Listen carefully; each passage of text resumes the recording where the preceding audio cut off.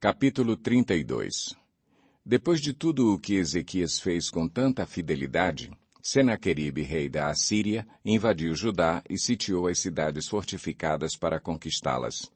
Quando Ezequias viu que Senaqueribe pretendia guerrear contra Jerusalém, consultou os seus oficiais e os comandantes do exército sobre a ideia de mandar fechar a passagem de água das fontes do lado de fora da cidade, e eles concordaram. Assim, ajuntaram-se muitos homens e fecharam todas as fontes e o riacho que atravessava a região. Eles diziam, por que deixar que os reis da Assíria venham e encontrem toda essa água? Depois, com grande empenho, reparou todos os trechos quebrados do muro e construiu torres sobre ele. Construiu outro muro do lado de fora do primeiro e reforçou o Milo, da cidade de Davi, e mandou fazer também muitas lanças e muitos escudos. Nomeou sobre o povo oficiais militares e os reuniu na praça, junto à porta da cidade, animando-os com estas palavras. Sejam fortes e corajosos. Não tenham medo nem desanimem por causa do rei da Assíria e do seu enorme exército, pois conosco está um poder maior do que o que está com ele. Com ele está somente o poder humano, mas conosco está o Senhor, o nosso Deus, para nos ajudar e para travar as nossas batalhas. E o povo ganhou confiança com o que disse Ezequias, rei de Judá. Mais tarde, quando Senaqueribe, rei da Assíria, e todas as suas forças estavam sitiando Laques, mandou oficiais a Jerusalém com a seguinte mensagem a Ezequias e a todo o povo de Judá que morava lá. Assim diz Senaqueribe, rei da Assíria: em que vocês baseiam a sua confiança para permanecerem cercados em Jerusalém? Quando Ezequias diz, o Senhor, o nosso Deus, nos salvará das mãos do rei da Assíria, ele os está enganando para deixá-los morrer de fome e de sede. Mas não foi o próprio Ezequias que retirou os altares desse Deus, dizendo a Judá e a Jerusalém, vocês devem adorar diante de um só altar e sobre ele queimar incenso? Vocês não sabem o que eu e os meus antepassados fizemos a todos os povos das outras terras? Acaso, alguma vez, os deuses daquelas nações conseguiram livrar das minhas mãos a terra deles?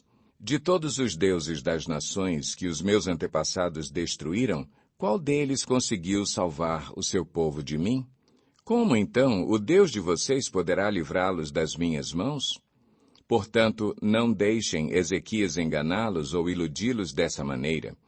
Não acreditem nele, pois nenhum Deus de qualquer nação ou reino jamais conseguiu livrar o seu povo das minhas mãos ou das mãos de meus antepassados.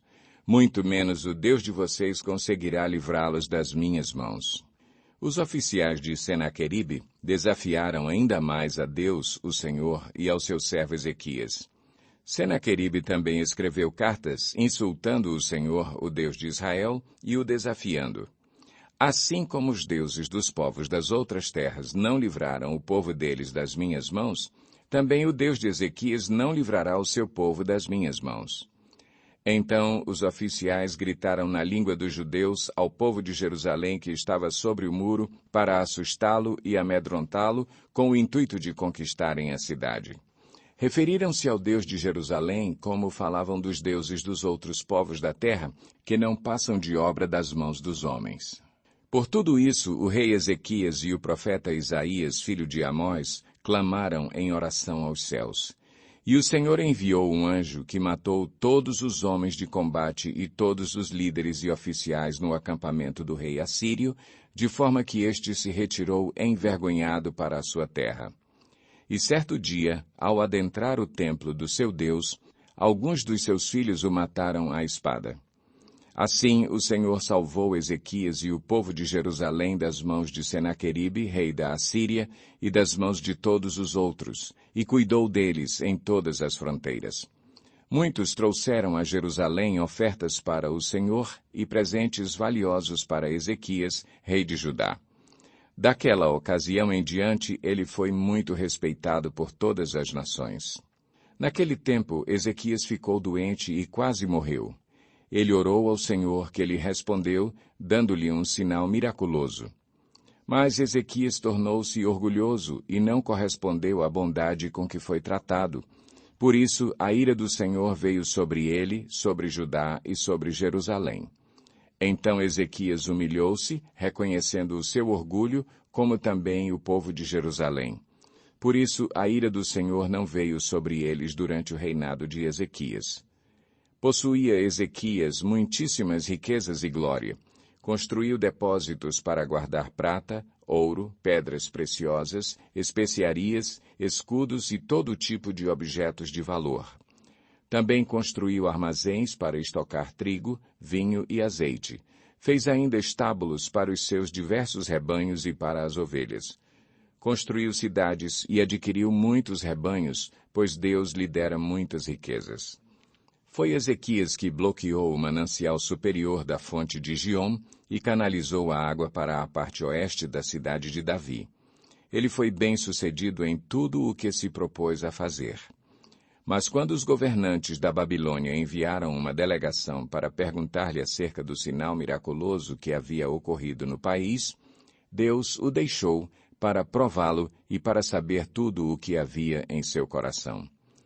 Os demais acontecimentos do reinado de Ezequias e os seus atos piedosos estão escritos na visão do profeta Isaías, filho de Amós, no livro dos reis de Judá e de Israel. Ezequias descansou com os seus antepassados e foi sepultado na colina onde estão os túmulos dos descendentes de Davi. Todo o Judá e o povo de Jerusalém prestaram-lhe homenagens por ocasião da sua morte, e seu filho Manassés foi o seu sucessor.